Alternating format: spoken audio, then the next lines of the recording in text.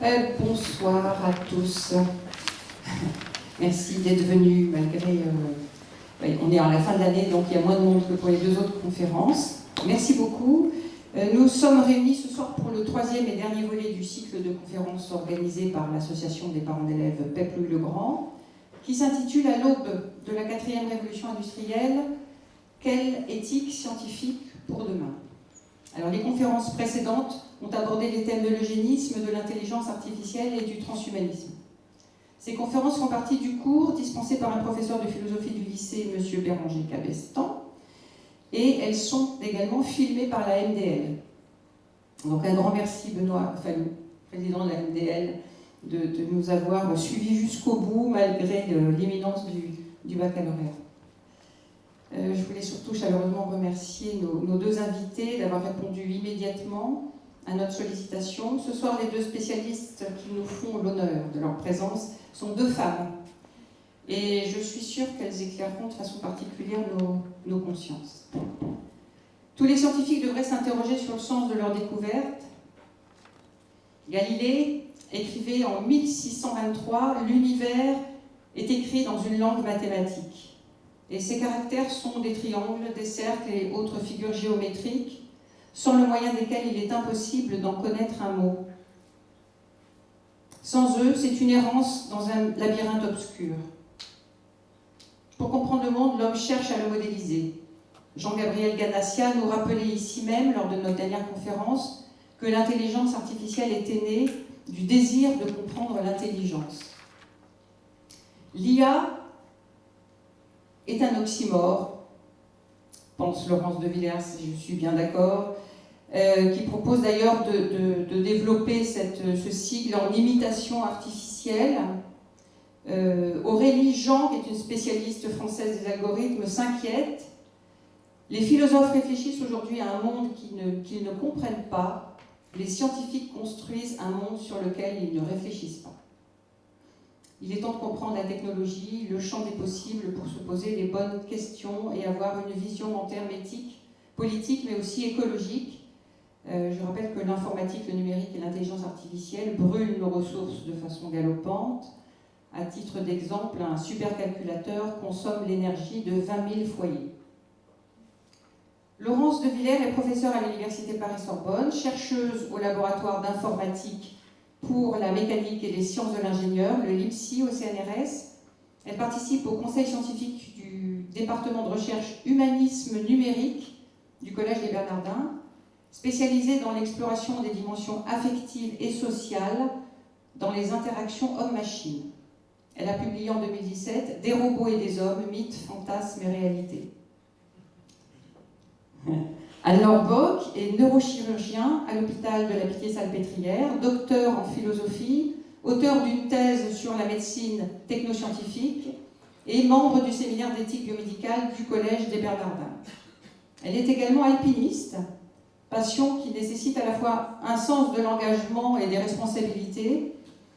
Ces deux facettes révèlent un goût du risque et de sa mesure dans une approche presque charnelle du monde. Donc je donne tout de suite la parole à Laurence de Villers. Je vous remercie d'éteindre vos portables et bonne soirée. Merci beaucoup pour cette introduction.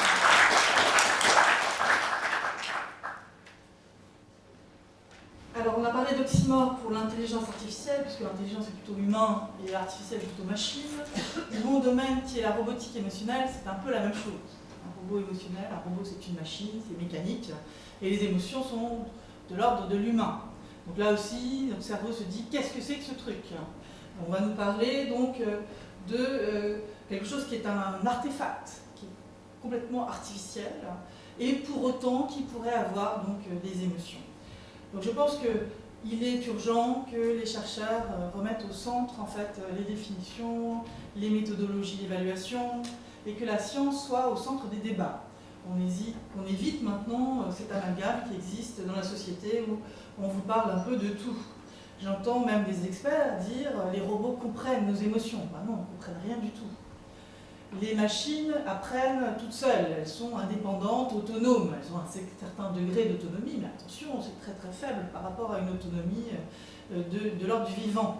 Donc, il est urgent même si ce sont des figures de style employées par certains, de remettre le langage à un niveau compréhensible qui ne laisse pas entendre des choses qui ne sont pas vraies.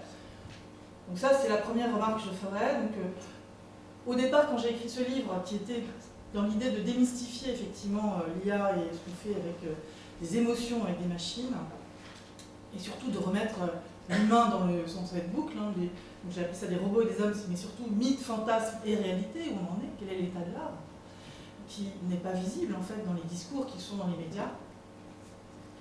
Donc j'avais décidé de faire ça plutôt qu'une ERC, plutôt qu'une bourse sur l'Europe, parce que quand j'ai été parler d'éthique by design dans des machines à l'époque, il y a 5 ans, on m'a dit non, c'est pas ça l'éthique. L'éthique, c'est les données. C'est ce qu'on fait avec des données, l'anonymisation, etc. Et c'est pas du tout la façon dont les machines vont se comporter avec nous. Bon, donc j'ai écrit ce livre grand public, je me suis dit je vais m'attirer les foudres de mes collègues. Et en fait, c'est pas ce qui s'est passé. Et le CNRS a même envoyé des messages à tous ces chercheurs pour dire vous avez une certaine capacité d'expert à expliquer des choses, faites-le largement, ce qui était nouveau. Donc je pense que c'est très bien qu'effectivement on entende de plus en plus les chercheurs, que le gouvernement aussi les utilise, parce qu'on a des relations partout dans le monde entier. On entend ces clivages entre la Chine, les États-Unis, etc. Moi j'ai des collègues chinois, j'ai des collègues américains, évidemment. Tout le monde qui est impliqué dans ces milieux de recherche et d'enseignement aussi se rend compte qu'on a des connexions partout, et par ces connexions on peut arriver à faire des choses assez sur le fond, et non pas sur cette forme et sur ce besoin d'être en compétition, même si nous sommes effectivement aussi les chercheurs en compétition. Donc mon domaine de recherche, je l'ai intitulé « Dimension sociale et affective dans les interactions parlées ». C'est-à-dire que parler avec son téléphone, ou parler avec un agent conversationnel en 2D ou en 3D qui serait sur mon ordinateur, ou bien parler avec un robot, ce sont les choses qui m'intéressent. Donc à travers le langage, qu'est-ce que j'essaie de passer comme information de type affectif. Je reparlerai de cela. Mon expertise principale est dans l'apprentissage machine, puisque déjà en 92, quand je passais ma thèse, je travaillais sur les réseaux de neurones qui étaient déjà convolutionnels et déjà avec 2 couches cachées. Ce n'est pas 50 couches cachées comme on fait actuellement avec du deep learning, mais c'était déjà cette idée de pouvoir travailler sur des systèmes qui vont apprendre des facteurs qui sont, disons, projetés sur plusieurs couches dans une machine. Ces réseaux de neurones, je les ai utilisés pour faire du décodage acoustico-phonétique, passer du signal audio au phonème. Maintenant, on les utilise pour à peu près tout, que ce soit la vision, l'audio, ou bien aller calculer d'autres paramètres pour prédire, c'est utilisé très largement. Donc mon domaine, c'est l'apprentissage machine, le traitement du signal, le langage des émotions, et c'est vrai que ça mettait 1 mois de calcul sur un VAX en Fortran à l'époque, donc j'ai laissé tomber à un moment donné. Ce que n'ont pas fait les Yann Lequin, Bengio, etc., qui, des petits Gaulois qui résistaient, ont dit on va continuer, on y croit. On y croit, et ils avaient les moyens d'y croire aussi, c'est la capacité de calcul que j'avais sans doute pas au CNRS. Et donc moi je suis partie sur plutôt les niveaux au-dessus de dialogue humain-machine, comment on va comprendre ce que veut la personne. On faisait les premiers systèmes embarqués dans des bornes APM pour commander des billets de train, Gare Saint-Lazare, testé avec du bruit autour, qui était assez bien, avec une entrée donc, qui était multimodale, hein, on parlait et on pouvait aussi donner des informations tactiles en donnant des phrases, et puis on avait un retour multimédia avec un personnage animé déjà, avec mouvement des lèvres synchronisé avec ce qu'il disait, votre billet peut aller de telle heure à telle heure. Et c'était assez bien, et on l'avait aussi au téléphone, et déjà on voyait arriver les premières problématiques d'éthique. C'est-à-dire que quelqu'un pouvait répondre en disant « mais oui, mais non, ma fille va partir avant moi », enfin parler de sa vie à une machine. Donc c'était déjà un peu incongru, et comme ça marchait pas mal, on avait déjà vu ce genre de choses apparaître. Les applications, donc j'ai toujours été au plus près des applications parce que je vais chercher surtout quand j'ai commencé à m'intéresser aux émotions, j'étais chercher des données au plus près d'un réel ressenti des personnes. Du coup, j'ai été travailler sur, par exemple, des centres d'appel. Alors, ça pouvait être des centres d'appel bancaires ou bien aussi des centres d'appel d'urgence, comme le SAMU. Donc, il n'était pas question de faire des systèmes, hein, c'était de l'analyse du signal pour essayer de comprendre la complexité des indices et les étiquettes qu'on pouvait mettre sur ces signaux du type affectif. En 2000, je me rendais bien compte que c'était important puisque la machine répondait quand elle ne comprenait pas, la personne qui disait « Ouais, elle ne marche pas cette machine, veuillez répéter votre question ». Voilà. C'est à peu près ce qu'on avait comme niveau d'intelligence en face. Ce n'est pas de l'intelligence, mais disons de réponse. Eh bien, travaillant sur la prosodie, donc comment la musique de la voix, si vous voulez, lorsque vous exprimez quelque chose, il était évident qu'on pouvait améliorer ces systèmes en essayant de comprendre si la personne était en train d'hurler ou pas déjà. Et donc j'ai commencé à m'intéresser dans les années 2000 à ces histoires d'affectifs pour aller vers l'affective computing. Donc je vais vous raconter un peu tout cela. Et puis surtout, j'ai été amenée à m'intéresser à l'éthique encore de plus près lorsque j'ai embarqué ces systèmes sur des robots qu'on appelle des robots sociaux, avec l'idée de pouvoir aider des personnes qui deviendraient dépendantes, qui ne pourraient plus faire un certain nombre de choses toutes seules et qu'on aurait besoin de surveiller ou d'aider. Et donc dans cette assistance pour le grand âge, en tout cas, j'ai trouvé des sujets d'application très très utiles. Et l'affectif, là, était effectivement au premier plan. Donc je vais reparler de tout ça et je vais essayer de vous montrer ce qu'il y a de positif et ce qu'il y a de peut-être à risque qui m'intéresse beaucoup en ce moment. Donc je me suis impliquée dans des comités d'éthique. Il y en a qui ne sont pas marqués là, il y en a un qui est I3E par exemple, société donc, savante, 400 000 membres, 160 pays. Je reviens d'I3E, là je suis allée ce matin de Montréal, parce qu'on avait une grande conférence autour des standards, des normes et des standards qu'on pourrait mettre sur ces machines intelligentes et autonomes d'une certaine manière. Donc sinon je suis impliquée à la CERNA, comme Jean-Gabriel Ganassia d'ailleurs, mon collègue, sur des réflexions sur l'éthique de la recherche en sciences et technologies du numérique. Et j'ai participé avec Raja Chatila à un rapport sur la recherche en robotique. Et j'en ai mené un sur l'apprentissage et les biais d'apprentissage machine, avec du deep learning ou d'autres systèmes d'apprentissage. J'en mène un en ce moment, j'en mène deux en ce moment. Un sur les agents conversationnels, donc ces chatbots qu'on voit arriver partout, les Google Home, les Alexa Amazon. Et un autre sur la place des femmes et la représentation des femmes en IA. Donc et je suis aussi impliquée dans un autre qui est relatif à celui-là, puisque je travaille aussi dans un comité d'éthique de la publicité et du marketing pour bien comprendre ce que c'est que les divergences sur le genre et les stéréotypes qui sont un peu partout, et comment pouvoir les déconstruire serait une idée derrière qui est intéressante. Donc revenons à robot. Un robot, ce terme arrive d'abord au théâtre. Dans une pièce de théâtre de Roure en 1920. C'est un terme donc, qui vient de la science-fiction, mais aussi donc, du théâtre, je vous dis, et qui est inventé par Karel Čapek, qui est tchèque. Sa machine vient du terme, robot vient du terme robota, qui veut dire servile, esclave. Et l'idée, je ne vous raconterai pas la pièce, hein, vous la lirez, vous irez la voir si elle était encore jouée, je crois qu'il y a des idées comme ça. Un robot, c'est avant tout une machine qui va interpréter un contexte avec des capteurs, comprendre son environnement et essayer, avec des processeurs qui analysent tous ces paramètres, de décider des actions diverses à faire. Et derrière, il y a des actionneurs, donc des bras par exemple, ou des jambes qui vont marcher, qui vont modifier le comportement de la machine dans l'espace du monde réel.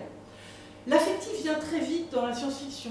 HAL de Stanley Kubrick, là, le fameux ordinateur qui manipule la personne à bord. À un moment donné, la personne se rend compte, il veut le débrancher et il dit « Ah là là, j'ai peur », il semble être conscient de l'évaporation de sa conscience. Donc on est baigné dans ces histoires de science-fiction où les machines ont des émotions, une conscience, etc. C'est important de le savoir parce que nous ne partageons pas les mêmes mythes, par exemple, avec le Japon ou d'autres cultures. Et effectivement, nos mythes, nous, sont liés à Pygmalion, à l'Antiquité, et au golem aussi. Et donc on fait des créatures artificielles auxquelles on donne vie et qui, à un moment donné, se rebellent contre le créateur. Et on a ce Frankenstein derrière, qui est de la science-fiction aussi, qui a été écrite très, très tôt, qui est que dès que l'on crée quelque chose qui nous ressemble, on va avoir ce pendant qui va être que la machine devient une créature abominable qui nous veut du mal au bout d'un moment, et donc c'est très négatif. Alors que si on va au Japon, je prends juste cet exemple-là, eh bien on crée quelque chose qui vient aider l'humanité. Bon, on voit des prismes différents sur l'acceptation, en tout cas, de ces différents univers. Alors qu'est-ce qu'un chatbot? Puisque moi ce qui m'intéresse ce sont plutôt des chatbots que des robots. Si j'avais à décrire ça de façon assez simple, en robotique on a deux grands domaines. Il y en a beaucoup d'autres, mais disons la mécatronique qui est de faire des machines avec un corps, une machine. et donc des problématiques de bras, de marche, de préhension, etc. Et des problématiques liées plutôt à des logiciels qu'on embarque sur la machine qui vont être capables de percevoir des formes. Donc vous me direz, on marche avec sa tête. Hein. Effectivement, quand je marche, j'ai besoin aussi de découvrir les objets et d'avoir des repères visuels pour pouvoir marcher. Donc c'est important de voir ces deux domaines, en tout cas, sont très différents. La robotique traditionnelle est plutôt d'ailleurs la mécatronique, ce qui fait d'un robot qui marche, qui prend des choses, plutôt qu'un robot qui parle. Donc moi, mon secteur de recherche, ce sont les agents conversationnels qu'on va embarquer sur ces machines. Un chatbot, donc un agent conversationnel, c'est une machine comportant 3 modules, enfin 3 grands modules avec plusieurs modules à l'intérieur, capture du signal et reconnaissance de la parole, puis ensuite une analyse sémantique et une gestion du dialogue, savoir qu'est-ce qu'on va répondre, et une génération de réponses et une synthèse de la parole. Le premier système qui est fait, ce n'est pas un système qui marche avec la parole, mais qui marche avec une entrée tactile, c'est celui fait par Joseph Weizenbaum au MIT en 1966. Il s'appelle ELISA et il simule un psychothérapeute rogérien. Qu'est-ce que cela? C'est quelqu'un qui reprend les termes que vous avez utilisés dans vos questions pour vous répondre. Et avec ça, on a l'air assez intelligent. Donc, ma mère me dit que, ah, votre mère, voilà. On va reprendre les termes de ça sans rien comprendre. Cette machine simule ça, et lorsqu'elle ne trouve pas les termes qu'elle peut répéter, elle dit, je vous ai compris. C'est-à-dire qu'elle n'a rien compris. Mais elle vous le dit quand même. Donc avec ces stratagèmes, on arrive à simuler quelque chose qui a l'air intelligent et qui ne passerait pas le test de Turing, mais qui déjà pose quelques troubles. Et déjà Weizenbaum, à l'époque, dit, oh là là, j'ai inventé quelque chose de dramatique parce que je me rends compte que ça va avoir une influence forte sur tout le monde. Et on est capable de tromper les humains comme ça. Donc je ne reparlerai pas du test de Turing ici, mais c'est important aussi, évidemment, de remettre. Mais je pense que Jean-Yves Ganassia a dû vous en parler largement. Donc qu'est-ce qu'un robot conversationnel empathique cette fois-ci? Alors empathique avec des grands guillemets, parce qu'évidemment, être empathique, c'est ressentir ce que ressent l'autre. Autant vous dire que la machine n'a pas de corps, n'a pas de ressenti viscéral et n'a pas de désir et de plaisir. Il n'y a pas d'hormones, il n'y a pas tout ce champ qui nous habite, qui fait que l'on comprend avec ses viscères et avec son cerveau. On comprend de multiples manières, et pour une machine, c'est très très simplifié, et c'est pas du tout de cet ordre-là. Donc je suis plutôt du courant qui va penser que l'humain n'est pas seulement une machine, qui se réfère plutôt aux travaux de Antonio Damasio, neuroscientifique américain, qui a écrit quelques livres que je vous conseille récemment, et un de ceux qui fait référence, en tout cas sur les émotions, s'appelle Descartes avait tort, ou quelque chose comme ça. Après il a fait Spinoza avait raison. Mais en gros, il essaie d'expliquer qu'on n'est pas rationnel si on n'est pas émotionnel, c'est-à-dire si on ne comprend pas les émotions des autres, si on ne ressent pas aussi les émotions de soi-même. Et on a besoin de cette compréhension pour pouvoir comprendre l'autre en société, dans l'interaction sociale, et du coup prendre les bonnes décisions en ayant compris les non-dits, le contexte, tout un tas d'informations, et les informations donc, de type émotionnel. Alors les robots conversationnels empathiques sont donc doués, entre guillemets, d'une possibilité de dialoguer, de détecter des expressions émotionnelles et de simuler de l'empathie. Donc vous allez dire ça va pas du tout, et le robot va dire oh là là, mon pauvre, ça va pas. Voilà, c'est tout. Mais ça reste une surface totale, expressive, mais pas du tout un ressenti quelconque de la machine.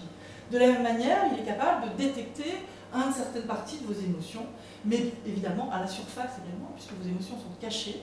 Elles sont propres à votre ressenti intérieur, et la machine va détecter finalement une expressivité du visage, des gestes, de la façon dont je me comporte, la position de mon corps, et aussi les actions que je vais faire. Donc le contexte est très important, mais je vais en reparler. Alors on a fantasme beaucoup sur ces machines parce que la science-fiction continue à nous accompagner, elle précède toujours la science, mais là dans la robotique c'est vraiment fort, et donc on a par exemple ce très beau film qui s'appelle Her, où la personne tombe amoureuse de la voix qui lui parle, la voix de Scarlett Johansson, et voilà, il a une relation particulière avec cette voix. Jusqu'au moment où, je pense que je ne spoilie plus parce que tout le monde l'a vu, c'était 2014, jusqu'au moment où l'humain qui pense avoir une relation privilégiée avec cette machine qui dit être amoureuse aussi et découvrir ce que c'est que l'amour et tout ça, jusqu'au moment où il se rend compte qu'ils sont X milliers à être en connexion avec cette machine qui semble être amoureuse avec les X milliers de personnes. À ce moment-là, ça rompt un peu le charme, il y a dissymétrie totale, et donc j'aime beaucoup ce moment-là, c'est un peu comme Match Point avec on passe d'un côté brutalement de la situation, rupture totale. On a vu Real Human, c'était donc intéressant aussi en Suède, des robots, alors des humains déguisés en robots qui sont très beaux, qui vont aller dans la société, on les achète comme des poupées, on les active par des petits logiciels, je crois que c'est encore des disquettes, c'est assez drôle, c'est très Moulinex, c'est très années 60, et en même temps ça nous montre des positions sociales de ces robots qui vont être accompagnants de quelqu'un âgé, faisant réviser les leçons, amants pour certains, enfin dans différentes postures, où c'est aussi, à mon avis, intéressant de voir quelles sont les implications pour la société. Bon, après, pour la petite histoire, encore une fois, là, le robot, à un moment donné, devient intelligent, il devient conscient, parce qu'on a fait des resets, et puis il reste toujours un bout de mémoire, et soi-disant de là émerge quelque chose. Donc voilà, c'est du fantasme total. On a Ex Machina, donc aussi, qui est supposé faire passer le test de Turing à l'envers aux humains, et qui est intelligent, et qui va aider les humains. Bon, alors on s'arrête avec tout ça, on était dans la science-fiction, maintenant on arrive dans la réalité. Que nous dit la réalité? On savait jouer aux échecs, on mettait ça sur son CV en disant, voilà, je joue aux échecs, je joue au Go, ça montrait une certaine intelligence, une certaine capacité en tout cas de calcul, et maintenant les machines sont meilleures que nous, bien meilleures que nous. Bon, bah très bien, elles sont bien meilleures que nous. Utilisons ce potentiel de performance. Moi, j'ai eu la chance de vous montrer un jeune Chinois qui a été embauché chez Google DeepMind et qui a entraîné cette machine. Et il a surtout eu la chance de regarder les logs, c'est-à-dire les traces, une fois que cette machine avait gagné contre Lee Sedol. Et ce qu'il m'a dit, la machine va plus loin que moi. C'est-à-dire qu'en fait, elle anticipe à des coups bien plus profonds que ce que je peux faire. Je vais lui demander combien de coups vous anticipez. Et il m'avait dit 50 coups, ce que j'ai trouvé déjà irraisonnable. Sachant qu'on en est tous à, je sais pas, à 10, c'est bien. Voilà, aux échecs. Donc bon, cette personne disait 50 coups, je lui dis qu'est-ce qu'on fait comme étude? On fait Louis le Grand, tout ça, il me dit non, on fait Go. Ah, très bien. Donc il avait été repéré à 8 ans en Chine, il avait fait du Go, 24-24, 7 sur 7. Mais malgré ça, me disait-il, la machine, c'est très très injuste de la comparer avec un humain, parce que la machine, elle a joué des milliards de parties par rapport à ce que j'ai joué moi dans ma vie entière.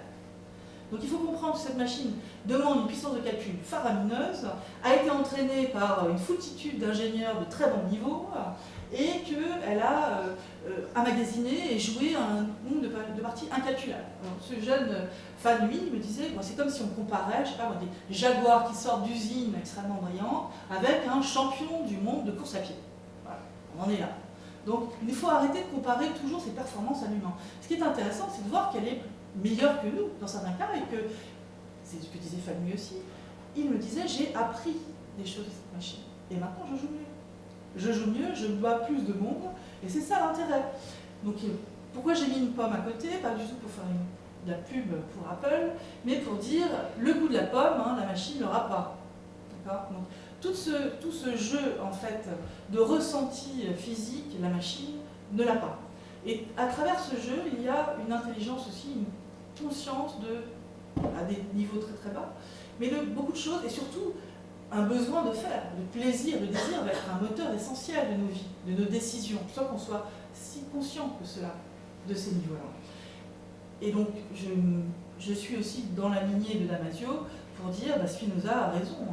Le conatus, qu'est-ce que le conatus? Qu'est-ce que cet équilibre de vie, cet appétit de vie qui existe dans l'humain? Qu'est-ce que c'est dans la machine? Ça n'existe pas. Alors, certains disent, on pourrait avoir une émergence de conscience des machines. Moi, je dis, attention, voilà, la machine, c'est ça.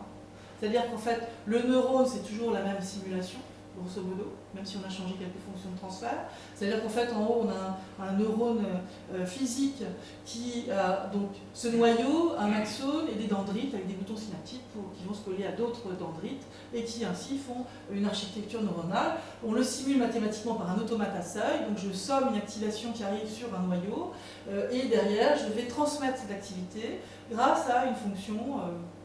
On va prendre une fonction escalier, tout simple, pour être une sigmoïde ou plein d'autres choses, mais c'est assez simple comme mécanisme.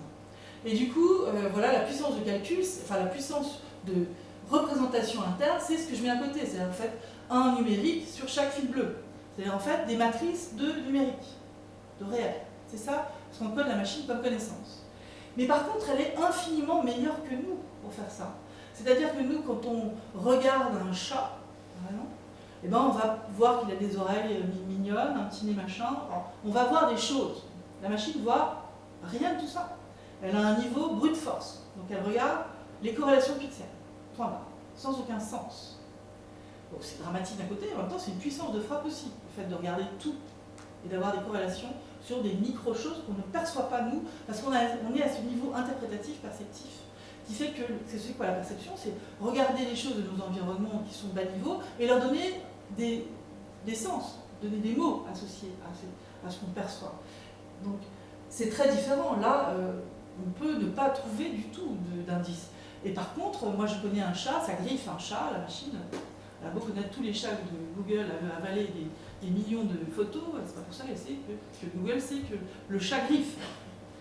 Donc bon, les connaissances sont différentes. Il faut comprendre ce que ça peut apporter, la force de frappe qu'on a derrière ça, et se méfier aussi de trop utiliser ces automatismes facilement. Alors je vais aller un peu plus vite parce que je vois que j'ai passé beaucoup de temps, mais pas beaucoup de slides. Donc on utilise déjà ces robots émotionnels pour la santé, avec des robots comme Paro, le phoque, là, en plus, qui réagit à la chaleur et à la voix. Avec les robots Nao, on a vu des expériences sur les enfants autistes qui étaient extrêmement intéressantes, qui n'étaient pas un robot compagnon, mais le fait d'utiliser le robot comme médiateur, donc l'enfant parle à travers la machine. Qu'est-ce que l'affective computing? C'est 3 grandes technologies, c'est né aussi au MIT en 1997 par les travaux de Rosalind Picard, que je connais bien, et c'est détecter les émotions, c'est-à-dire nos comportements émotionnels, dans divers indices, essayer de raisonner à partir de ça, c'est pas comprendre, comprendre, je vais éliminer comprendre, c'est interpréter, on ne comprend pas comme l'un humain, et générer après des choses. Donc il y a pas mal de façons de représenter les émotions, mais pour l'instant c'est très simple. La personne qui va le plus loin, c'est sûrement Klaus Scherer, qui est un psychologue de l'Université de Genève, qui a monté un modèle extrêmement brillant, mais qui est difficile à utiliser avec une machine encore. Et ce sont des travaux de pointe. On va chercher des signaux émotionnels relatifs aux émotions, donc sur le visage, avec les travaux d'Ekman, dans l'audio, avec les travaux de Klaus Scherer, dans la physio. Et donc nous, on travaille sur ces robots sociaux qui vont détecter des informations linguistiques, mais aussi paralinguistiques, puisqu'on appelle ça la paralinguistique, les utiliser avec, en plus, la connaissance de ce que dit la machine, de ce que dit le robot, par exemple, un contexte, si c'est un jeu que je fais jouer à quelqu'un, pour prendre des décisions et modifier le comportement de la machine.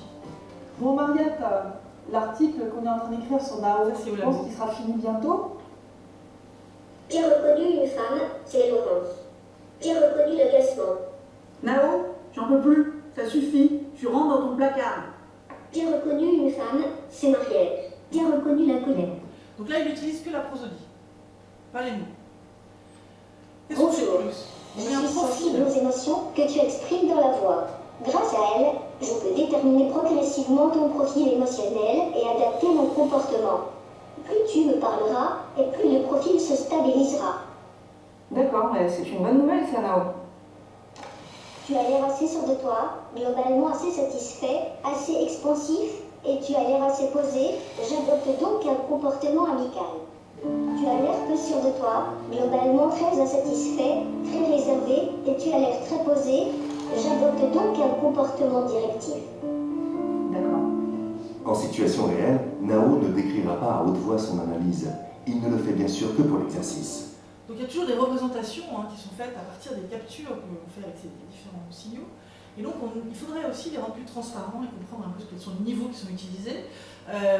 Ces systèmes sont très utiles dans certains cas, parce que les machines sont là 24/24, 7/7, elles sont patientes, elles peuvent permettre de créer du lien social. J'ai beaucoup travaillé avec des personnes âgées à l'hôpital Broca en quartier libre, où on fait des réunions, des séances de suite avec des personnes âgées qui veulent bien venir essayer ces machines, mais on travaille aussi dans des EHPAD où on a vu que ça crée du lien entre les gens. Ils en parlent, ils parlent à travers la machine d'autres personnes, donc ça crée des réseaux qui sont assez intéressants. Alors, grande partie sur laquelle il faut s'intéresser, c'est l'anthropomorphisme, c'est-à-dire on projette sur ces machines, même si elles ne sont pas très intelligentes, même si elles ne sont pas très émotionnelles, des tas de choses. J'ai eu, grâce à ce livre, quand même à répondre à des courriers de lecteurs, et de temps en temps on me pose des questions qui me surprennent. Comme j'ai un robot aspirateur, vous voyez les premiers robots qui arrivent dans le foyer, c'est le robot aspirateur. Il s'arrête au milieu de mon salon, mais que pense-t-il? Je ne sais pas répondre. Enfin si, je sais répondre, je ne pense pas. Bref, ce genre de choses. Alors, je ne sais pas si vous avez des Google Home ou des Alexa Amazon, moi j'ai les deux. Je les ai testés, il y en a un qui parle américain, l'autre qui parle français. Mais vous en avez? Bon, ça enregistre en continu, vous le savez, tout le monde le sait. Quand je dis vous l'éteignez, personne ne dit ah bah non, on l'éteint. Donc il faut savoir que ces machines, si vous les utilisez, c'est sympa, vous jouez avec, mais après il faut les éteindre. Sinon c'est sans arrêt en train de capturer des données qui sont ensuite utilisées pour refaire des modèles qu'on vous revend après.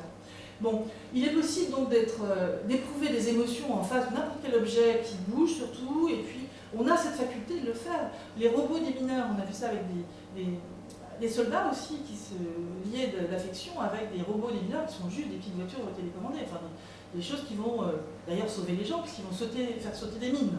Donc pas sur des mines dans les champs, ils sautent. Et effectivement, la personne s'attache et veut donner des médailles de guerre, de temps en temps il y a des simulacres d'enterrement, donc ça va assez loin. Quand on a vu tous ceci là, le robot qui était malmené par la personne qui le poussait et qui tombe, on ne peut pas s'empêcher d'être en empathie avec ce pauvre robot. Donc ça va générer chez les humains des réactions de douleur pour autrui, enfin, c'est normal, nous sommes comme ça. Et il ne faut surtout pas qu'on change. Donc les bénéfices sont évidents et les risques existent aussi, ils sont majeurs. De désimmunisation, d'isolement, de dépendance, des robots géminoïdes qui nous ressemblent beaucoup trop et qui pourraient être confusants, la représentation des femmes dans ces machines qui est trop forte à l'heure actuelle et dont on n'a pas conscience, le contrôle des machines auto-apprenantes, celles qui vont apprendre en continu avec nous, sont des systèmes, sont des sujets qui sont importants. Je vous montre ceci pour éclairer un peu le propos d'être isolé à cause de ces machines. Nous, on a Google Home avec Amazon. Au Japon, ils ont développé encore mieux un petit hologramme qui sort d'une machine, qui reçoit, par exemple, moi j'appelle ça une fée clochette, un espèce de Tamagotchi, qui représente une jeune fille assez sexy et qui vit avec la personne toute la journée. Regardez. 朝ですよ。起きてください。ねえ、起きてってば。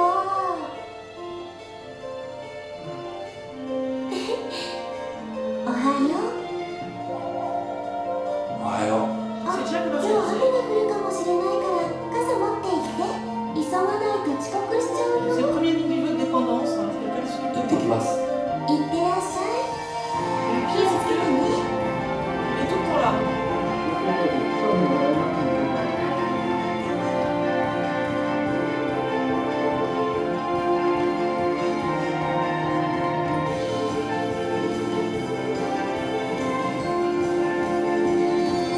Là, il attend à la maison.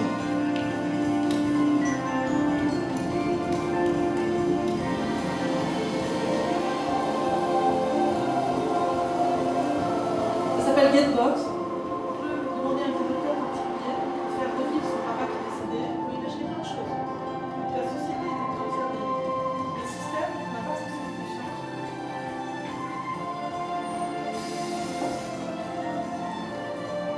Quand j'en parle à mes collègues japonais, ils me disent que c'est un jeu. C'est un jeu qui fait qu'on n'interagit plus avec ses semblables. おかえりなさい。 Vous regardez sur YouTube maintenant des exemples. 家で誰かが待ってるって C'est une publicité positive. いいもんだな。さっき思ったんだ。 Alors, quelqu'un pour moi, 帰ってくるとき。 bon, il en rêve, etc., etc. Vous regarderez, il fait tout un simulacre de plein de choses. Bon, bref. Ces machines, on les fait aussi de plus en plus proches de nous. Donc le professeur Ishimuro fait son clone, on le connaît depuis longtemps, c'est une expérience assez intéressante de reprendre exactement la même chose. Maintenant la peau est chaude, on a des capteurs partout. Enfin. Et donc on voit aussi ce robot qui s'appelle Sophia, là, de Hanson Robotics, se présenter à l'ONU et dire « je vais aider l'humanité ». Ce genre de choses, scientifiquement, quand même, c'est pas sérieux. C'est-à-dire que c'est comme si le PDG d'Hanson Robotics se présentait devant l'ONU et disait « je vais aider l'humanité ». Hein, ça revient à peu près à la même chose. C'est prescripté, c'est pas la machine qui a une intention. Donc je ne comprends pas que le monde politique laisse faire. De la même façon, ce robot, alors après c'est un droit de faire joujou avec toutes ces machines, mais ça implique aussi des visions dans la société. Cette machine est donc citoyenne d'Arabie Saoudite. Donc on voit aussi arriver beaucoup de robots sexuels, hein, de plus en plus, et le marché est exclusivement féminin. Les robots masculins avaient commencé au Japon en 2000 et ça a été un flop. Donc il reste que ça c'est encore très très féminin. Alors j'attire votre attention là-dessus, hein, 80% des codeurs sont des hommes, et puis 80% de ces systèmes-là ont des noms de femmes. Alors Alexa, Sophia, Samantha, Nadine, enfin j'en ai toute une palanquée, ont des corps de femmes jeunes, agréables, sexy, et sont assistantes serviles dans des boîtes, vous voyez, c'est assez pratique. Donc il y a quand même une réflexion à avoir dans la société sur ce qu'on est en train de représenter. Hein, on est en train où on dit que l'IA augmente les stéréotypes de race, de genre également. Et il faut faire attention à ces côtés. Il y a la discrimination d'un côté qu'on peut avoir parce qu'on n'a pas bien mis les bonnes données dans le deep learning, mais il y a aussi ceci. Hein. Qu'est-ce qu'on est en train de faire? Et les gens me disent, mais c'est parce que c'est plus agréable. Si vous écoutez bien, il y a des voix féminines qui parlent au BHV, dans la voiture, dans le RER, partout. Qu'est-ce que c'est que ça? Moi j'aurais une voix qui est aléatoire, soit féminine, soit masculine. Et on me dit, mais non, parce que les voix masculines, on les aime moins. Ah bon? Et pourquoi ça? Pourquoi on aimerait moins? Parce que ça fait Frankenstein. Bon, donc c'est des stéréotypes qui existent dans la société, qui sont aussi pour les hommes. On doit les déconstruire d'une certaine manière, parce qu'il y a des fortes idées derrière quand même tout ça. Autre sujet qui est un sujet d'importance, qu'on avait traité dans le rapport de la CERNA, j'avais mis en avant, c'était le fait que la machine puisse apprendre toute seule. Et on a vu, alors apprendre toute seule, qu'est-ce que ça veut dire? C'est comme Tide de Microsoft, ou comme, c'est le meilleur exemple pour l'instant, qui était un système qui était mis sur Twitter, qui était un système de dialogue, qui dialoguait avec les gens, et qui était capable d'apprendre du vocabulaire des gens, d'adapter son vocabulaire. Or, un certain nombre de hackers se sont bien amusés, et lui ont dit que Hitler était super, que les femmes étaient nulles, et tout un tas d'autres choses non politiquement correctes. Et la machine, voyant que ça générait beaucoup de flots de paroles, a fait monter les stats sur ces différents termes, et s'est mis à remployer ces termes-là, puisque ça engageait les gens, et que sa métrique de récompense dans son système, son algorithme, qui était un algorithme de renforcement, qui marche à partir de récompenses. La récompense était d'engager les gens. Engager les gens, on calcule ça en regardant le nombre de paroles qui sont produites, la durée. Et donc, sans savoir du tout ce qu'il dit. Et donc, on renforçait le fait qu'en parlant de sens, ça faisait parler les gens. La machine, elle est très créative, a découvert toute seule que parler de choses non politiquement correctes faisait parler les gens. Voilà. Autre chose qui, moi, m'inquiète aussi. Ceci, c'est exactement dans mon domaine. Détection des émotions, détection du comportement au plus bas niveau. On va avoir bientôt à nos frontières la détection du mensonge. On avait ça avec Ekman qui regardait les micro-expressions du visage qu'on n'arrive pas bien à contrôler, qui seraient tremblantes et qui montreraient que vous n'êtes pas sûr de vous. On aura donc des systèmes qui, non seulement on a des passeports biométriques, mais on aura bientôt des systèmes qui vont détecter si vous dites la vérité ou pas lorsque vous passez et qu'on vous demande si vous avez dans votre valise je ne sais quoi. Après on fera défaire la valise, puis on vérifiera que c'est juste ou pas. Et comme ça on aura des super bases de données pour entraîner les systèmes. Donc vous allez voir là, c'est utiliser donc, un Virtual Human for Healthcare Support pour aider d'un psychiatre qui va chercher plein d'indices très très bas niveau dont la personne ne se rend pas forcément compte. Hi, I'm Ellie. Thanks for coming in today. Donc on voit I was created to talk to people in a safe and secure environment. I'm not a therapist, but I'm here to learn about people and would love to learn about you. I'll ask a few questions to get us started. And please feel free to tell me anything. Your answers are totally confidential. Are you okay with this? Là, il hésite un peu. So, how are you doing today? I'm doing well. That's good. Il n'a pas l'air d'être si well que ça. Where are you from originally? I'm from Los Angeles. Oh, I'm from LA myself. Trop facile ça. On va renforcer. When was the last time you felt really happy? Là, c'est terrible. When was the last time? Bon, enfin voilà, je vous passe, tout ça c'est disponible sur YouTube.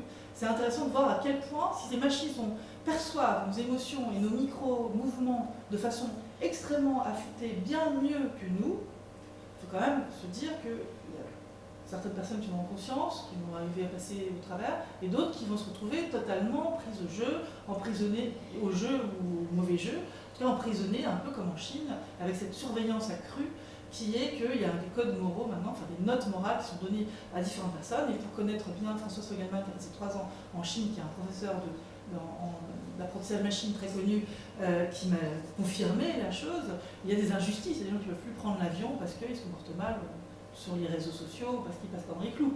Et de la même façon, votre visage est remis en grand écran dans la rue. Donc voilà, on parle souvent d'éthique en disant l'éthique, c'est les dilemmes éthiques. Alors ça, c'est encore la boîte de Pandore. Hein. Le dilemme éthique, c'est voilà, en voiture, soit vous écrasez les gens en face, soit vous tuez les gens dans la voiture. Je veux dire, si je prends l'éthique d'Aristote, la voiture va se sacrifier, personne ne va faire des voitures qui se sacrifient. Si je prends une éthique déontique qui suit les règles, les petits enfants qui vont jouer au ballon, qui ne passeront pas dans les clous, je peux les écraser, je pense que ça non plus, c'est pas génial. L'éthique conséquentialiste qui serait de tout calculer, pour sauvegarder le maximum d'heures de vie de tout le monde, hyper compliqué. Je pense que dans le temps imparti, on n'aura pas le temps. Donc le hasard serait sûrement la meilleure chose. Je vous conseille donc de lire tout un tas d'ouvrages, et je m'intéresse en ce moment de façon très affûtée par un projet qu'on a monté sur Data IA, qui est un institut sur Paris-Saclay, qui porte sur le nudging, sur la manipulation de ces machines capables de comprendre vos émotions. Qu'est-ce que c'est que le nudging? C'est une méthode qui est destinée à orienter vos comportements sans jamais contraindre ni culpabiliser, en se servant de données cognitives et émotionnelles. C'est-à-dire aller on est paresseux, on va faire comme le voisin, on ne va pas s'embêter, on va rendre la chose simple, on va la simplifier. Même en mathématiques, on voit ça, on simplifie assez bien les choses. Et tout ça est décrit très très bien par Richard Thaler, prix Nobel d'économie comportementale en 2017, par les travaux aussi de Kahneman, qui était aussi un prix Nobel en 2012, et qui parle de ces deux systèmes, le système 1 qui a plein de biais d'attention qui nous permet de réagir très vite, et c'est notre système de survie qui nous fait aller voir très vite la menace et courir, avoir du sang qui arrive dans les jambes avant même qu'on ait conscience du danger, et là on est parti. Voilà. Formidable. On a fait ça dans un bois, on a vu une corde, quelque chose par terre, ça ressemble à un serpent, tout, on est déjà parti, et là on se dit qu'est-ce que j'ai vraiment vu? Je reviens, c'était une corde. Mais on déclenche toujours cette survie, et c'est très bien, c'est comme ça qu'on a passé tous ces écueils. Mais Nous ne sommes pas rationnels sans être émotionnels, de Antonio Damasio, est extrêmement intéressant à lire. Donc je dis que l'éthique, moi, c'est pas l'éthique philosophique, même si Ricoeur est formidable et que cette définition est très bien. Je dis que c'est un équilibre entre bénéfices et risques, et c'est l'éthique appliquée qu'on essaie de faire, à savoir plusieurs valeurs importantes à connaître, déontologie et responsabilité des concepteurs. Il faut savoir ce qu'on fait lorsqu'on met ces systèmes, et qu'il y a des mesures qui ne sont pas vérifiées. On dit le machine learning, c'est très bien, c'est des données et des algorithmes, c'est pas vrai, c'est des données, des algorithmes et des mesures. On a optimisé tout ça. On a mis des tas de valeurs pour optimiser le système qui ne sont pas négligeables, qui souvent vous basculer les choses. Émancipation, responsabilité des utilisateurs, on parle beaucoup aux États-Unis d'empowerment. Je pense que c'est urgent qu'on prenne ça en compte, sinon il y aura un clivage entre les gens qui sont en connaissance et les autres. Évaluation, transparence, exclusivité, loyauté, ce sont des dimensions qu'il va falloir évaluer dans les machines. Moi je travaille là-dessus sur Google par exemple, voir est-ce qu'il change de stratégie, puisqu'on est au courant de rien, c'est pas régulier et qu'on ne sait pas si cette machine vous enregistre, change ses stratégies. Coévolution ou coadaptation de ma machine, c'est le sujet que je pousse le plus possible au niveau international, c'est-à-dire qu'on ne se préoccupe pas assez des conséquences à plus long terme de ces systèmes qui seront autour de nous, qui vont apprendre de nous à différents niveaux. On a beaucoup de comités d'éthique et de rapports, mais très peu. J'ai écrit ce livre pour parler de tout ça, j'en ai écrit un autre qui sortira cet été sur les robots émotionnels et l'éthique dans tout ça. Et je terminais par des recommandations, on avait les règles d'Asimov, moi j'ai fait les recommandations ou les commandements pour les robots sociaux. Merci.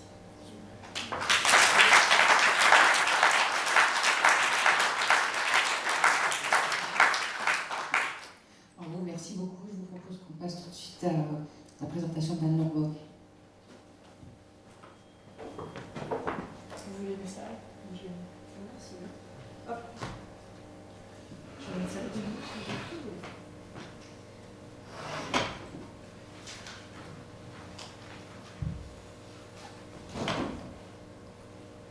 Eh bien, quant à moi, vous voyez, je parle sans diapositive, pour une première raison d'ailleurs. Je ne savais pas exactement comment allait se dérouler la présentation et donc j'ai décidé de m'adapter. Parce que l'adaptation, l'adaptabilité fait partie sans doute des compétences. Alors on dit compétences parce que compétence c'est déjà un terme technique. En tout cas des capacités qu'ont mon petit cerveau. Il n'est pas si puissant et il ne joue pas très très bien au Go, même pas du tout d'ailleurs, ni aux échecs. Et il est distancé par la machine dans beaucoup de domaines, mais cependant, jusqu'à peu de temps, l'intelligence, ce terme qui nous intéresse aujourd'hui, l'intelligence, était accrochée à la capacité humaine. Alors on dit le cerveau, mais effectivement, vous avez raison de le dire, l'intelligence c'est quelque chose de bien plus compliqué, c'est sûrement plutôt dans l'interaction entre le cerveau, le corps, l'environnement, quelque chose de beaucoup plus synthétique finalement, ou une vision beaucoup plus globale. L'intelligence est quelque chose qui était spécifiquement humain. Alors, je parle au passé, mais en vérité, l'intelligence est encore quelque chose qui vient de l'homme, et qui vient de l'analyse de ce que peut faire un homme. Évidemment, l'intelligence est quelque chose qui fascine depuis longtemps et qu'on a essayé de comprendre et aussi de déconstruire, puisque les deux sont liés. La compréhension, en matière scientifique passe par l'analyse. Analyse veut dire décomposition. Vous savez, analyser, ça veut dire couper. Beaucoup ont fait du grec, puisque on coupe pour comprendre un problème. Quand un problème est trop compliqué, il faut le diviser pour essayer de le résoudre et ensuite peut-être de le reconstruire. Et c'est ce qu'ont fait depuis longtemps les gens qui se sont intéressés à l'intelligence naturelle, la seule vraie intelligence, et qui ensuite ont dérivé vers l'intelligence artificielle. Donc probablement a-t-on commencé par essayer de comprendre cette chose fascinante qu'était l'intelligence humaine, l'intelligence tout court d'ailleurs, l'intelligence biologique. Cette évolution s'est faite en même temps qu'il y avait cette évolution, cet intérêt pour l'intelligence biologique, naturelle, encore une fois je redis les termes, mais je dis l'intelligence tout court, a vu les progrès de l'informatique.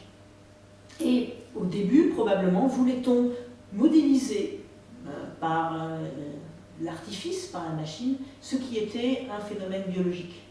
Et dans un premier temps, on a essayé de copier, de refaire par la machine ce qu'était une intelligence biologique, une intelligence humaine. Et il y a eu certains succès, peut-on dire, parce qu'après avoir décomposé l'intelligence en différentes compétences, caractéristiques, qualités, on a réussi à les copier. Notamment parce qu'il y a des choses dans l'intelligence qui sont manifestement très bien faites par la machine, c'est les facteurs d'accumulation, de mémorisation, de calcul, dans lesquels les calculateurs, que sont les ordinateurs, sont extrêmement puissants. Donc il y avait parallèlement un approfondissement de la compréhension de l'intelligence biologique, l'intelligence tout court, et de l'autre des progrès dans l'informatique, progrès qui ont dépassé dans certains domaines l'intelligence naturelle, notamment, je vous ai dit, les phénomènes dans l'intelligence calculatrice, l'intelligence de mémoire. Et à ce moment, il y a eu une sorte de divergence innocente dans l'intelligence artificielle. D'un côté, ceux qui voulaient approfondir toujours plus ce qui marchait, donc le calcul, la mémorisation, l'accumulation des données. Et de l'autre, ceux qui voulaient étendre le champ en se rapprochant, en essayant de travailler sur les échecs en quelque sorte, sur ce qu'on n'avait pas encore fait. Par exemple, les émotions qui, jusqu'à peu de temps quand même, étaient mal prises en charge par la machine. Sans doute, est-ce deux branches des chercheurs en intelligence artificielle, vous me corrigerez dans la discussion si je me trompe, ceux qui veulent pousser la machine là où elle est déjà très supérieure à l'homme, et ceux qui, au contraire, veulent explorer des domaines où, jusqu'à présent, elle était complètement en échec. Mais ce qui s'est passé, en tout cas dans le grand public, parce que c'est le moment d'en parler, c'est que quand on a présenté ces travaux, avec une médiatisation importante, on s'est mis à renverser la conception, et petit à petit, on s'est mis à comparer non pas la machine au cerveau, mais le cerveau à la machine. Quand est-ce que ça s'est fait, je ne sais pas, mais on peut remarquer que progressivement, on s'est mis à voir notre propre cerveau avec le prisme, avec la comparaison à la machine. Et le cerveau, la machine devait comparer le cerveau, imiter le cerveau, et bientôt, ce qui s'est passé, c'est qu'on s'est mis à vouloir imiter la machine. Et finalement, on s'est mis à dire, non pas l'ordinateur est une sorte de cerveau, mais le cerveau est un ordinateur. Et actuellement, on en est là. C'est-à-dire qu'actuellement, pour le meilleur et sûrement pour le pire, et on va en parler très bientôt, l'émergence de l'intelligence artificielle, les travaux sur l'intelligence artificielle ont eu une première conséquence très importante sur notre propre appréhension de nous-mêmes, c'est-à-dire que nous-mêmes, on s'est mis à se sentir plus ou moins comme une machine. Alors oui, ça faisait longtemps que les philosophes, notamment les philosophes dualistes, avaient été fascinés par la machine. Évidemment, depuis Descartes, on avait une vision du corps comme étant déjà très machinique. Mais dans Descartes, il y avait un équilibre entre le corps et l'esprit. Bien, avec l'intelligence artificielle, on a transposé en quelque sorte cette vision machinique du corps vers l'esprit. Et la première conséquence très importante des travaux sur l'intelligence artificielle, et d'abord tout simplement sur l'informatique, a été de nous pousser à nous interpréter, à nous ressentir, à nous comprendre comme une machine. En même temps, comme on utilisait de plus en plus de machines, beaucoup d'ordinateurs, on était en train de toute façon d'interagir de plus en plus avec les ordinateurs, c'était d'autant plus facile, puisqu'on travaillait avec des ordinateurs, et qu'on travaille avec des ordinateurs, qu'on nous dit en permanence qu'on est un ordinateur, qu'on est une machine, la machinisation, la vision machinique de nous-mêmes progresse, et progresse rapidement. Le problème, c'est que ça a des grosses conséquences. Ça a une première conséquence, je vous l'ai dit, l'intelligence artificielle jusqu'à présent, en tout cas les machines, ne font bien que quelques domaines de l'intelligence humaine, et en fait assez peu de domaines jusqu'à présent. Effectivement, tout ce qui est de l'ordre de l'émotion, mais aussi de la créativité, de l'imagination, de la conscience morale, de la conscience artistique, est quand même extrêmement réduit dans la machine, même si on imagine que ça va être de plus en plus fort et de plus puissant, jusqu'à présent c'est quand même extrêmement inférieur à ce que peut faire un humain. Donc la première conséquence de cette vision de nous-mêmes comme une machine, c'est ce qu'on appelle le réductionnisme. C'est-à-dire qu'en fait, on réduit sa conscience de soi pour privilégier quelques façons de se comporter, le calcul, la mémoire pure, ce qui est une vision réductionniste de nous-mêmes. Donc une première conséquence de l'application de l'intelligence artificielle dans nos vies, et du fait de se concentrer là-dessus, le fait aussi d'écouter un battage médiatique extrêmement important, nous comparant aux robots, et en général nous comparant de façon assez défavorable, il faut bien le dire, et de diminuer la conscience de soi, et une espèce d'attrition de la conscience de soi. Je voulais commencer là-dessus, parce qu'après je n'en parlerai plus, parce qu'après je vais rentrer dans des conséquences plus pratiques. Et pourtant je pense que cette première implication des travaux sur l'intelligence artificielle est peut-être la plus importante finalement.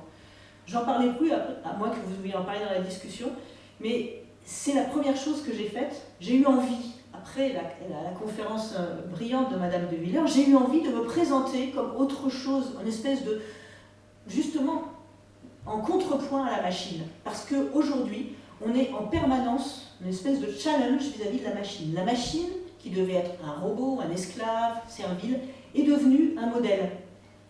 Et finalement, la première conséquence, peut-être pas voulue, mais on ne peut pas savoir exactement quel est le but, parce qu'on va parler maintenant de buts plus pratiques. La première conséquence du développement de l'intelligence artificielle, c'est manifestement de diminuer la conscience de nous pour nous rendre plus comme une machine. Alors en tant que neurochirurgien, donc un peu neurologue, très peu finalement, et un peu au courant de ce qui se passe en neurosciences, je vois bien dans nos travaux cette volonté de modéliser la machine qui entraîne plutôt une modélisation du cerveau. Vous voyez, une espèce de renversement où il va plutôt falloir s'adapter à ce que la machine peut faire, concevoir, est-ce qu'une machine peut concevoir, et d'araser tout ce qui ne rentre pas dans les capacités de la machine. Et plus on utilise la machine, plus on va araser spontanément les comportements qui ne sont pas adaptés à l'utilisation de la machine. C'est une première difficulté, danger, il faut bien le dire, danger que je vois dans l'usage de l'intelligence artificielle. Ce challenge nous pousse à en rabattre sur nos prétentions pour nous conforter à ce qu'on veut faire, à ce que les machines peuvent faire, peuvent comprendre. Évidemment, elles ne comprennent rien, mais en tout cas, ce qu'elles peuvent intégrer. Un deuxième point que j'aimerais développer avec vous et qui m'a été suggéré par cet exposé, c'est la question du but. La question du but du développement de l'intelligence artificielle. L'intelligence artificielle, de manière générale, les robots, on l'a dit, sont des servants. Ils sont censés être à notre service. Ils sont censés permettre un épanouissement de notre vie. Et voilà qu'on nous dit, non seulement ils vont soulager le travail mécanique, physique, ce qui me semblait assez logique pour des machines, donc un robot mécanique qui s'occupe du travail mécanique, ça semblait assez évident. Voilà qu'on nous dit, ça va aussi interagir dans nos vies émotionnelles, ça va aussi interagir mieux dans les émotions. Donc ça va aider les autistes, les personnes âgées, qui seront certainement beaucoup plus à l'aise avec une machine qu'avec un humain.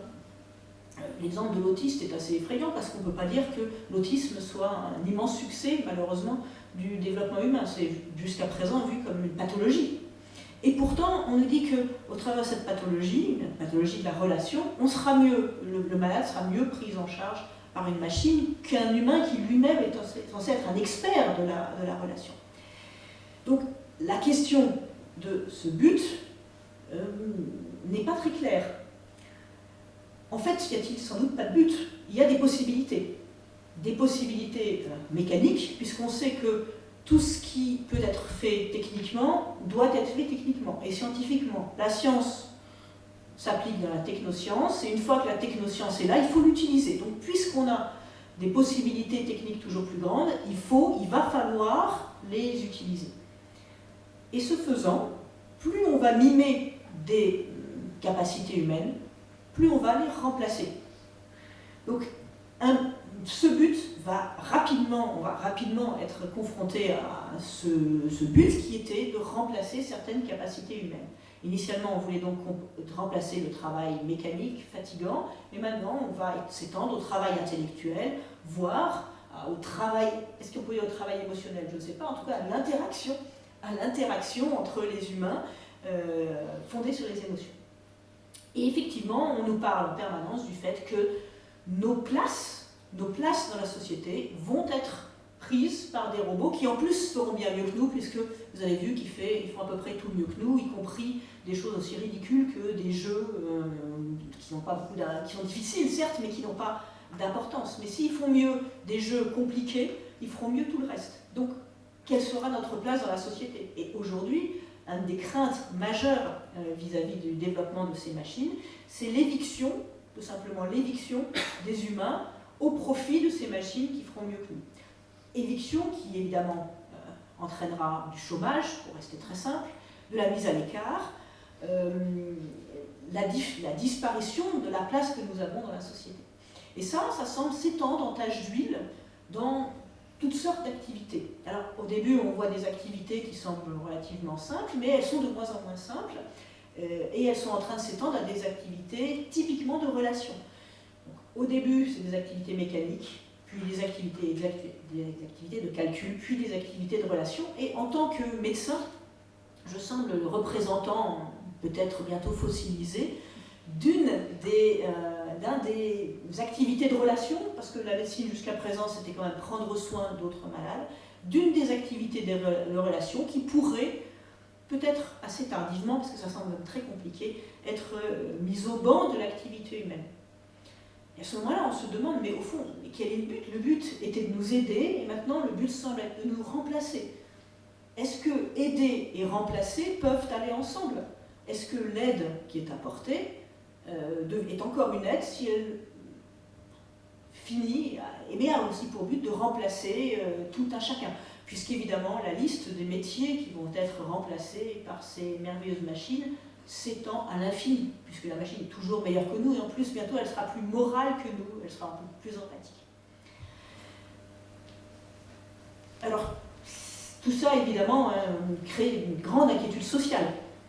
Dans une société qui est déjà rongée par le cancer qu'est le chômage, l'idée que l'essentiel des activités va pouvoir être remplacé, non plus aider, mais être remplacé, est quelque chose d'assez terrifiant. Troisième crainte sur l'évolution de ces processus, c'est le fait de détourner au profit d'actes malveillants. Les actes malveillants, qu'ils soient terroristes, finalement les hackers, ou bien organisés de façon tout à fait légale par les États qui surveillent leur population, qui veulent faire la guerre et qui sont toujours plus avides de puissance. Car on parlera bientôt, et ce sera la fin de mon exposé quant à moi, de cette frénésie de la puissance, de cette fascination pour la puissance. Il est bien évident que l'idée que ces moyens qui donnent de la puissance peuvent tomber dans des mains malveillantes est très effrayant. Alors, et de plus, c'est effrayant parce que ça peut s'étendre à beaucoup de choses. Pour dire vite, il y a toujours eu des gens très méchants, il y a des criminels, mais la puissance du criminel est jusqu'à présent assez limitée par le fait qu'il doit interagir avec son objet. Il peut prendre un couteau, une mitraillette, un fusil mitrailleur, mais enfin, il y a un côté physique. Avec la dématérialisation de cette histoire, le criminel s'efface, se cache, et on voit très bien que ça peut démultiplier sa puissance d'agir et de nuire en diminuant son engagement propre, et donc en le mettant à l'abri finalement jusqu'à un certain point de la correction. C'est quelque chose qui est très effrayant, qui semble assez simple en plus à faire. On a déjà énormément d'attaques informatiques, on est en permanence en train de jongler contre les virus et autres façons de rentrer dans notre système informatique. Il est bien évident que quand une grande partie de notre activité sera déléguée à la machine, ça augmentera nos fragilités. Finalement, on va augmenter de manière considérable notre fragilité. Ce d'autant que tout ce qui n'est pas fait par un être humain ne peut plus être fait par un être humain. Dès lors que vous ne faites plus quelque chose, vous ne savez plus le faire. Vous pouvez essayer d'ailleurs avec vos GPS. Jusqu'à présent, vous étiez descendants de chasseurs-cueilleurs qui se baladaient dans la jungle et qui étaient capables de retrouver leur chemin. Avec le GPS embarqué dans vos téléphones portables, vous êtes quasiment plus capable de vous promener dans une ville sans avoir une carte. Et d'ailleurs, c'est assez... Moi qui fais, on m'a dit, je fais un peu de montagne, et je vois dans les jeunes générations une incapacité absolument incroyable à se balader dans la montagne et simplement à lire une carte papier. Puisque de toute façon, on a le GPS. Enfin, on a le GPS jusqu'au moment où il n'y a plus de piles, parce qu'assez rapidement, il n'y a plus de piles en montagne. Donc ça donne une fragilité. Donc on sait que toutes les capacités qu'on n'utilise pas disparaissent, et voilà que les capacités qui sont confiées à la machine pourraient être victimes d'une dégradation malveillante. Et d'ailleurs, elles peuvent être victimes non seulement d'une dégradation malveillante, mais elles peuvent être victimes aussi d'une panne. Après tout, on parle des dégradations malveillantes, mais la vérité de ce qu'on expérimente quotidiennement déjà maintenant, c'est aussi les pannes. La fragilité intrinsèque d'un système qui tombe souvent en panne, qui a une durée de vie qui est brève, avec une obsolescence courte, qui est peu solide finalement, qui sans cesse doit être mis à jour. Et pour être mis à jour, il faut évidemment acheter les logiciels de mise à jour à ceux qui vous les délivrent contre finance. Puis au moment où vous n'avez plus mis à jour, rien ne marche. Donc c'est une extrême fragilité du point de vue technique, tout simplement, parce que ça tombe souvent en panne quand même. Assez souvent, l'écran bleu, quand même quelque chose qu'on a tous expérimenté. Ça tombe souvent en panne, et en plus, c'est souvent la proie de gens malveillants pour des raisons diverses et variées, qu'elles soient économiques ou simplement la volonté de nuisance qui est cette fois-ci peut-être pas dans le cœur des robots, mais bien dans le cœur des hommes. Et pourtant, donc aujourd'hui, tout le monde s'inquiète finalement des dérives potentielles de ces techniques qui vont nous mettre sur le carreau, nous mettre au chômage, nous faire courir des risques physiques, nous faire perdre complètement nos capacités et notre autonomie, puisque nous serons assistés de toutes parts, nous serons en même temps ligotés de toutes parts.